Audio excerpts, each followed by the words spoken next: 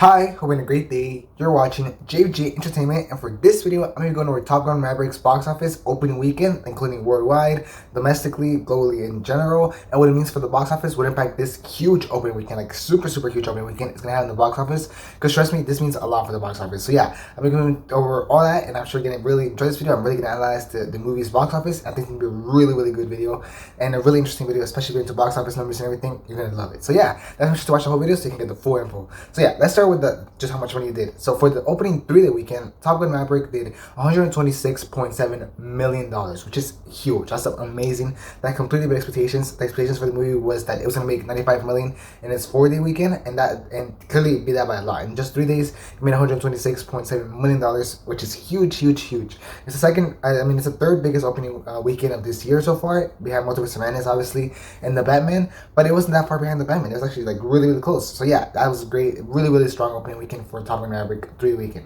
Now for the 4-day Memorial Day weekend, including Monday, the movie made $160.5 million, which is just insane. That's just huge, like huge numbers, like really huge.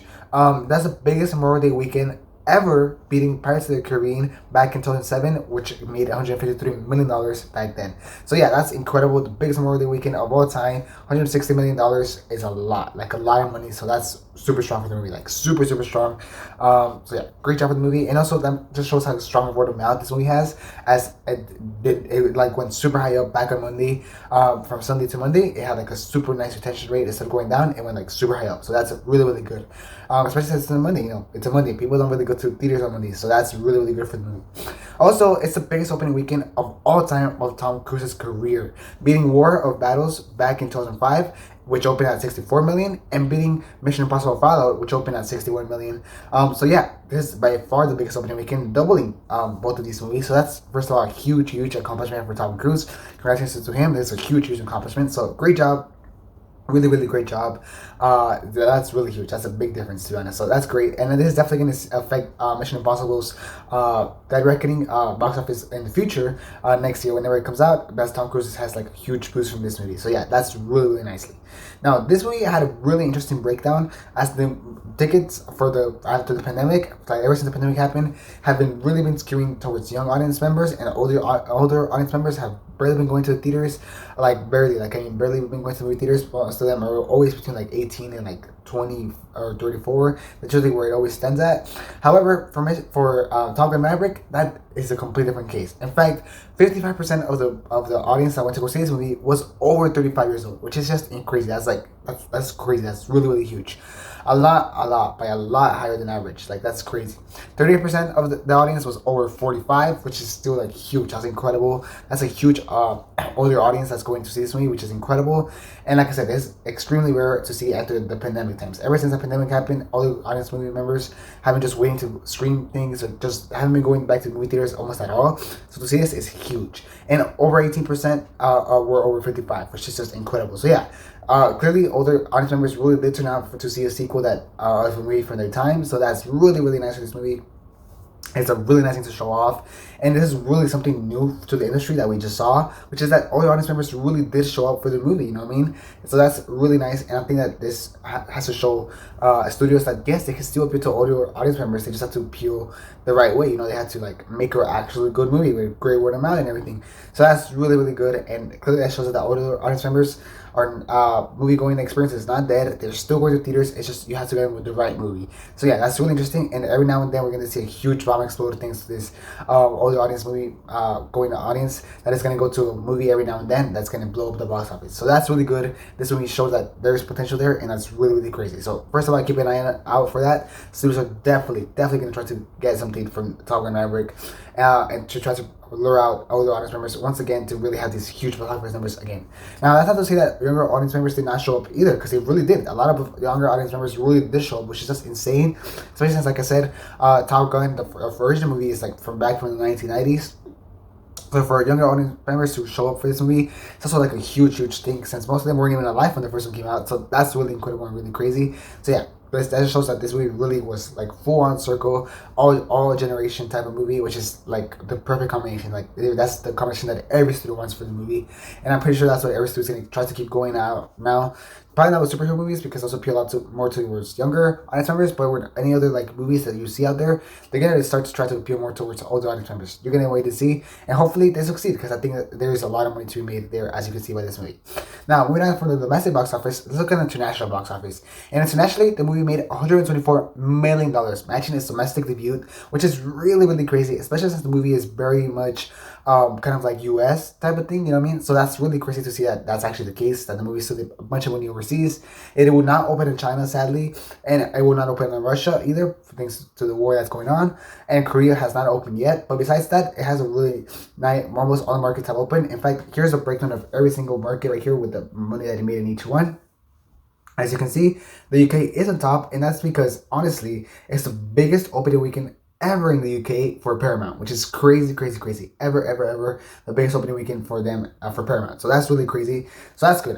So that's a really nice breakdown for this movie. And like I said, it's just really surprising that this movie did so much money, even though it's like very much US type of movie, kind of like army type of thing. The fact that it did that much money is incredibly crazy, and that's thanks to the incredible word of mouth that he has. And trust me, that's really thanks to the incredible word he has. Now, before I go to the incredible word of mouth that he has, I want to go with a 4-day opening weekend internationally.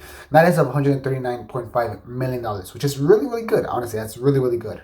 So the movie overall has now made $300 million, which is incredible. That's really, really incredible. $300 million in just 4 days is just whoa. Like, this movie has a shot to get towards $1 billion, and that's just crazy. Like, it has a shot to make it to $1 billion. For context, Multiverse of Madness is probably not going to make it to $1 billion. The Batman, I think, stays stuck at around $700 or $800 million. So yeah, that's just crazy. Like, really, really crazy. No other movie besides Spider-Man No Way Home has made $1 billion after the pandemic. So if this movie ends up getting to $1 billion, that's going to be a huge, huge accomplishment. Especially, like I said, it's not a superhero movie. It's not a kids movie. No, it's like literally just like a movie. It's not a family movie. It really doesn't feel like a family movie. It's more like just a regular movie, you know, which is super incredible. So that's crazy for this movie, and it really, really has a strong chance to make it to $1 billion. Especially since, like I said, it has an incredible word of mouth. Now, how incredible am I talking about? Well, as you can see here, it has 97% on Rotten Tomatoes. 97%. That is amazing. That is really, really incredible. The highest Rotten Tomatoes score of Tom Cruise's career, right above Mission Impossible Fallout, which has a 96%. So it's like by barely anything, but that's still incredible. Like 97% is huge. Like, that's amazing. And not just for the critics. Not just critics that love it, but the audience loves it too, as they got an A+ on Cinema Score. An A+. That is like mind-blowing. Like, it's very, very, very hard for a movie to get an A+ on Cinema Score. Like, incredibly rare to ever see that ever. So the fact that this movie has an A+ is just wow, like, that's incredible. So clearly the audience is loving this, the critics are loving this. So the word of mouth around this movie is really, really positive all around, from critics to audience members. Everybody wants to see, everybody's praising this movie, like praising it. Like, trust me, I haven't seen the movie, and I want to see it so bad because everybody's saying that it's so good, that this and that, and everything is positive. Everything is really, really positive, which means it's gonna have a super, super strong hold for its second weekend, like a really strong hold. I wouldn't be surprised if it's like around 50% or lower than 50%. That would be incredible. We'll see how much it actually drops, but if it's anything around 50% or lower than 50%, that's going to be like a super strong hold, and I think that would be on track to make $1 billion, which is really, really incredible. So the incredible word amount is definitely going to help this movie get pushed to maybe making $1 billion. If not, it's definitely going to be the Batman, which is crazy, and it has a high chance of being Multiverse of Madness, which is it's crazy itself. You know what I mean? So yeah, I think that's really, really incredible. If there's going to be one reason why this movie doesn't hit $1 billion, it's because it's going to have a lot of competition coming forward. Jurassic World Dominion isn't far away. Buzz Lightyear isn't far away. Minions. It's basically a summer movie going blockbuster times. So clearly, there's going to be a bunch of movies coming back to back. So this movie might get affected by that as the weekends go on. But at least it has the next weekend free to itself that it can really make a lot of money. So yeah, really, really for this movie to make it $1 billion, because that would be really, really nice. Now, what does this movie prove? Well, first of all, like I already mentioned, older movie going audiences are still there, and it's just you have to bring out the right movie. So studios are definitely trying to get them to come out. And the next thing that it proves is that movie stars still matter. Like, movie stars are still a thing of the present. I know a lot of people are saying, "Oh, movie stars don't matter anymore," this and that. No, movie stars still matter. Like, clearly, as seen here with Tom Cruise, movie stars still matter, which is really, really incredible. To still see that in present day Hollywood, especially since movie stars have been really disappearing, and they've been going more towards streaming, more, you know, like a lot more towards streaming. But it's really nice to see this going back again to the box office to theaters. So that's really, really crazy. And Tom Cruise clearly is the movie star that can bring in and pull box office, which is why I'm saying that Mission Impossible is going to be such a huge hit next year whenever it comes out, the Dead Reckoning one. Which, by the way, if you want to see my trailer reaction, check it over here. You can definitely check out my trailer reaction. I think you're going to like it a lot. But anyways, going back to the movie, this box office, it's going to be huge whenever, especially if it has Tom Cruise in front of it and the trailer played right in front of this movie. So it has a bunch of free advertising from there. And like we just saw, Tom Cruise is a movie star. That franchise is getting a bunch of steam. And basically all it needs is an incredible word of mouth, just like this movie. And it will completely blow up whenever it comes out. So clearly the 3 second ingredients for a movie to be super big is great word of mouth, movie star, you need a movie star, and something that can appeal to all audiences of age ranges, all age ranges of audiences, well, young and old. So that's something that's key to the box office, not just young. I mean, you can do something with just young, like you saw with Sonic 2 earlier this year, but this movie doubled Sonic 2's opening weekend, and that's because it appealed to all audiences. So if a studio really wants to make a huge blockbuster, even though it's not a superhero movie, then it has to appeal to all age ranges of audiences. So that's really incredible. Remember, have a movie star there, a really strong movie star, and don't forget, you have to have incredible word of mouth. You still have to make a good movie. If not, it won't matter. It will completely go out of the water. You have to have a good movie. So remember that, and that's the key to success for this movie. So yeah, and this movie is a really expensive movie as well. It's not a cheap movie. In fact, the budget for this movie is at $170 million, which is really expensive. That's like more expensive than Batman and everything. However, it already broke even just in this weekend itself. Like with all the money, it already broke even. Like I said, the movie already crossed $300 million.